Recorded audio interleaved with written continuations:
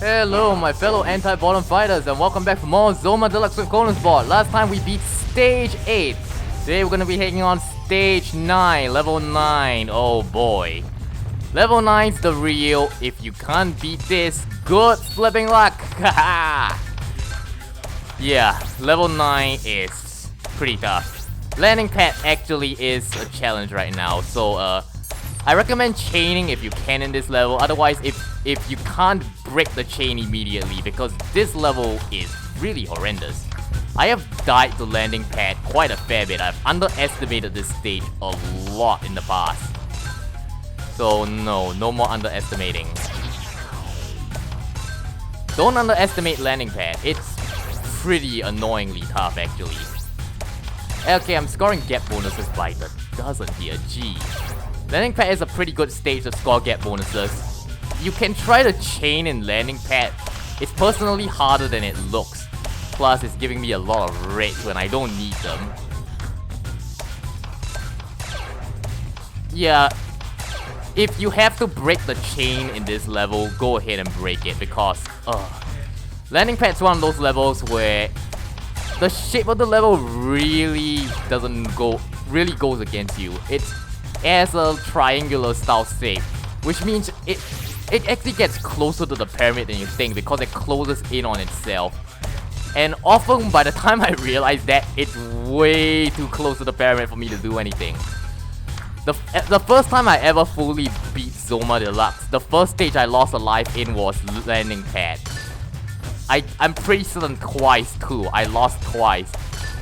I don't know. This stage, it's a pretty good precursor of things to come. As in, like, if you're having trouble with landing pad, you'll probably have a lot of trouble with the rest of stage 9. Anyway, that was landing pad. My best time, ace time. Again, score as much ace time as you can because you want all the lives you can.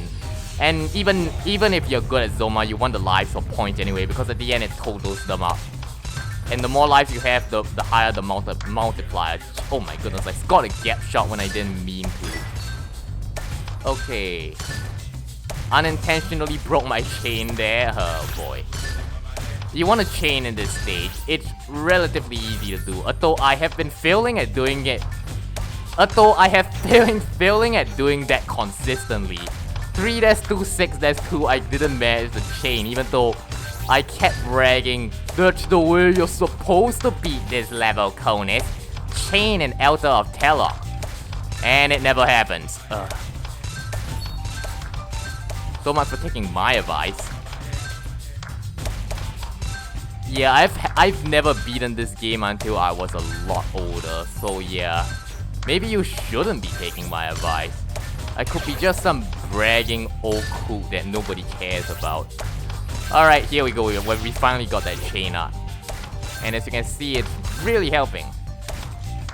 Not because it's like the end of the level, so I really don't need any more chains. Oh, come on. Alright, there we go. Nice get bonus. Alright, this might actually be my best Altar of Telok yet. Because, 3-2 and 6-2, I failed so hard at trying to get the chain. Again, sometimes it's luck, sometimes it just gives you bad colors, like the latter part of Snake Pit 8-5, I just got horrendous colors. Same with Sand Garden 8-6. I just got horrendous colors at the end and couldn't keep out the chain and it got pretty close to the end. Alright, another tip, if you shoot at the very last spear in the line of spears, they actually pause for a tiny while. It's not terribly useful, but it's something to take note of if there are like very little spears left and you really don't want them to get close. On the whole, Altar of Telok isn't too bad. If anything, I say it's one of the easiest stage multiple of 3 levels. You really shouldn't lose your life at this level. Really, that explosion didn't even harm it. It was like boom and nope, still there. Alright, Codex of Mixed Text. This stage is deceptively tough. It looks easy, the design is easy, it's easy to score gap shots. However, It's also horrendously easy to mess up because the spears are moving so flipping fast.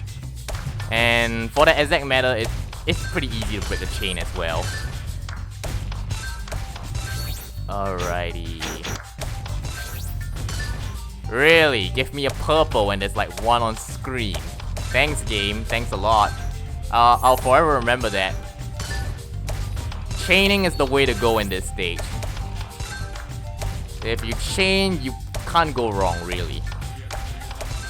There, made that. I thought for a second there I was too late in shooting it. Alright, so far so good. Alright, this should be a pretty epic one.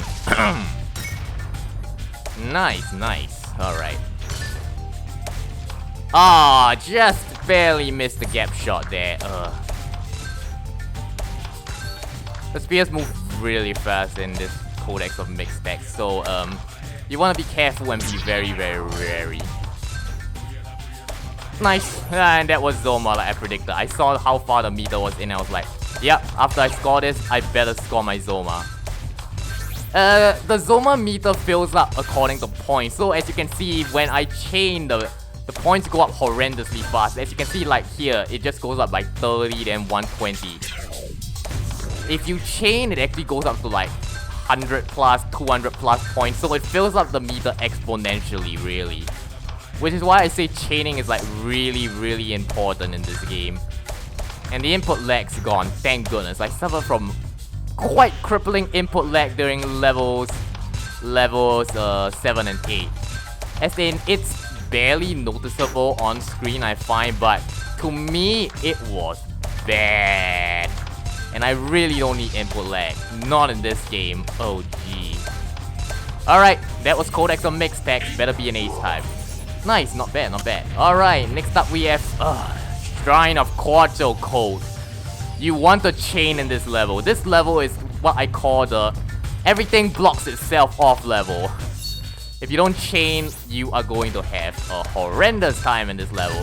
I find that the spears in this level, they are very horrendously kind, as in they give you a lot of like lines of spears. So for the exact matter, it's very easy to chain this level. In particular, I find compared to other levels. But still, it blocks itself off everywhere. If you don't chain well, or if you're not good, you will actually have quite a fair bit of trouble in this level. This is one of the nightmare levels. You won't ever make it past here. Alright, there we go. That was nice. We should be about done with the stage. I just need to score a few more changes. Never mind. I got a horrendous color. Alright, I think I better be careful now. Yeah, it's not being nice to me. RNG God is not being nice to me today. Alright, never mind. Also, I really like how the end of the stage like hooks downwards. It's pretty nice. Alright, that's an extra life. You might be looking at my life counter and be like, holy crap, I've never scored so many lives in Zoma. That's because I use chaining plus the exponential ace time. And to be honest, it's not anywhere near the number of lives some people score in this game. Yeah, some people actually will record this game. They practically play from stage 1 to the very end, one sitting. And pretty much, to score a very high score in this game, you practically can't lose a single life. Because at the very end of the game, they actually multiply the number of lives you have left. So if you lose lives, well, you practically lose points at the end as well, and your high score wouldn't be as good as, say, someone who's never lost a life at all. And unfortunately, I've already lost a life, so it's like, nope, I'm not gonna be the high score in the world. Alright, stage 9 S5, Mirror Serpent. This is the hardest two-sided level in the game. At least for me.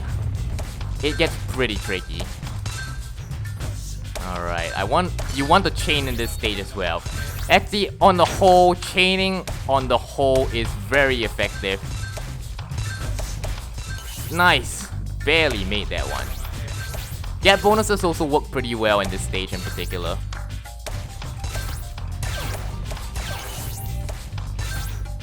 Nice, nice. My performance usually increase in the stage 3 levels because in my mind I have them like, oh man, these stages. Which is ironic because that means I tend to fail at the stage multiple of 2 levels like stage 2, 5, 8, 11. As you can saw last week's episode, stage 8 gave me quite a fair bit of trouble, but right now stage 9's pretty tame. Which is saying something because I'm gonna say this right now, stage 9 is supposed to be harder. Gee. Alright, Mirror Serpent gets pretty nasty towards the end because this line blocks itself off in the tunnel. This line also blocks off the line over here. Yeah, they directly intersect and crisscross one another, so yeah, as you can see, they're blocking one another off. That's the gimmick of Mirror Serpent. It's a really nasty gimmick too because it makes them have a really short ending segment. This stage gets really horrendous in 12-5 because they don't slow down towards the end, and gee, that's a nightmare. Right now it's still no prop because they slow down at the end, so I'm still able to do pretty accurate shots. Alright, that should be it for the stage. Yeah, it's done. Nice, that was a very nice Mirror Serpent too. Best time, nice. Alright, Sunstone. This stage, again, you want to chain in this stage. The spears move very fast in Sunstone, so gotta be careful. This is one of the stages where I can potentially die at if I'm not careful. And I want to chain, and by chain I mean exponentially chain too. Alrighty. Ah, no! It actually moved forward the chain and I missed the coin. Oh, that's atrocious because it also resets my chain counter. Alright, looks like I'm gonna be doing this level the slow way. Yeah, this level really doesn't slow down. It's pretty mean. If you're not careful, Sunstone could actually be your downfall, which is ironic because its design makes it look like it's an easy level.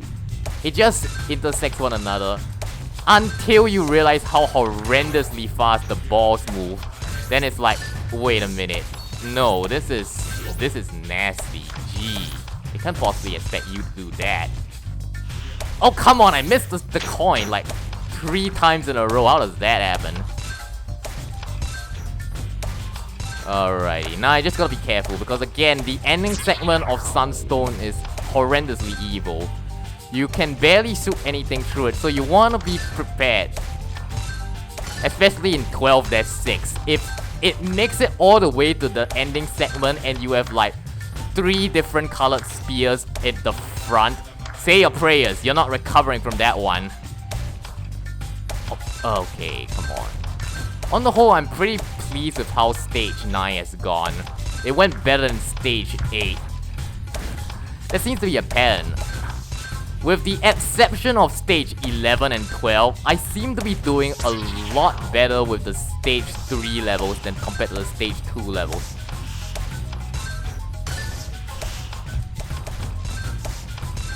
Alright, it's getting pretty tense now.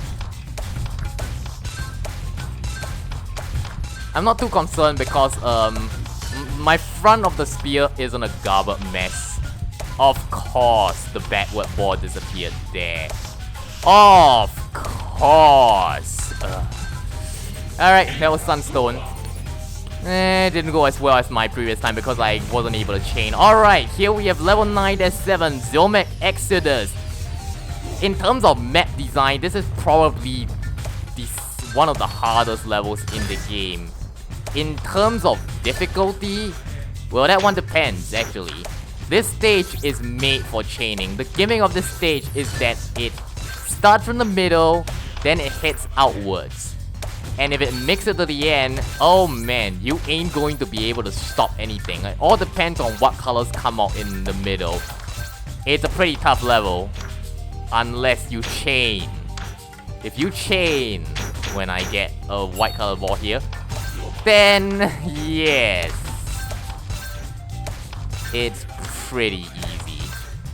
Which is saying something, because I used to think this was the hardest level in the game when I was younger. Of course, now my opinion has changed. Now, in my opinion, the hardest level in the game is and always will be Mouth of Centaur. Level 8-4, 11-4. I have my eye on you, you horrendous, sneaky trolls. Alrighty, it's not going too bad right now. I might split up the final tempo of Zoma, not speed up. I might split the final tempo of Zoma videos because how long it takes to fail the Zoma meter and those. Oh, that is the horrendous part. I'm talking about the stage 10 to 12 levels. They take forever to fail their Zoma meter bar. The gimmick of Zumaic Exodus, it's supposed to block itself off in theory, as in there's supposed to be something here. The middle blocks it, the outer chain off, so you really can't shoot. But however, if you chained and you have pretty good luck, then this stage isn't too bad. That said, stage 12-7, oh, that has given my father grief. He has had a hell of a time trying to beat this stage when he was younger. Alright, that was stage 9 of Zoma. Pretty easy the way I made it look. It's harder than it looks, trust me. Alright, congratulations! Time for the bad English again. As for me, it is not possible to believe. Your power, name leader, is large. But there is one more temple which you do not find. That the temple is deeply buried under the land. It was hidden. It is the Temple of Secret.